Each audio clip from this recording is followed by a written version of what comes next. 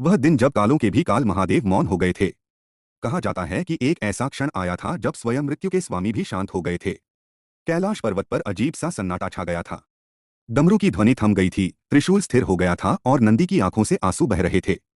देवताओं के चेहरे का तेज भी मानो खो गया था, क्योंकि एक भयानक खबर पूरे ब्रह्मांड में फैल चुकी थी, महाकाल अब नहीं रहे। सोचिए, अगर काल ही समाप्त हो जाए तो समय किसके अधीन रहेगा? फिर प्रलय क्यों नहीं आया और सृष्टि चलती कैसे रही? क्या सच में महादेव की मृत्यु हो गई थी, या यह ऐसी दिव्य लीला थी जिसे समझ पाना ब्रह्मा और विष्णु के लिए भी असंभव था? इस रहस्य का संबंध जुड़ा है एक दर्दनाक घटना से, दक्ष यज्ञ से।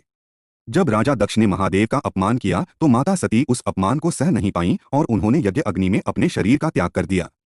यह समाचार सुनकर भगवान शिव का हृदय शोक और क्रोध से भर गया। उन्होंने माता सती के निर्जीव शरीर को अपने कंधे पर उठाया और पूरे ब्रह्मांड में तांडव करते हुए भटकने लगे। उनका रूप इतना भयंकर था कि देवता, असुर और ऋषि सभी भय से कांप उठे। फिर एक समय ऐसा आया जब शिव जी गहरे शोक में डूब गए। उन्होंने संसार से अपना संबंध तोड़ लिया और गहन समाधि में लीन हो गए। पूरी सृष्टि स्तब्ध हो गई और सबको लगा मानो महादेव अब नहीं रहे।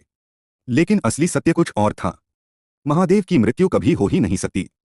वे मृत्युंजय हैं, जो स्वयं मृत्यु को भी जीत चुके हैं। वे अनादि हैं, अनंत हैं और काल भी उनके अधीन है। यह सब केवल एक लीला थी। जब माता सती ने माता पार्वती के रूप में पुनर्जन्म लिया तब महादेव समाधि से जागे और फिर से सृष्टि के संतुलन की रक्षा करने लगे। पुराणों में स्पष्ट लिखा है कि शिव न कभी जन्म लेते हैं और न कभी मरते हैं। वे शून्य भी हैं और अनंत भी। अगर आप भी मानते हैं कि महादेव कालों के भी काल हैं तो कमेंट में जरूर लिखें, हर हर महादेव।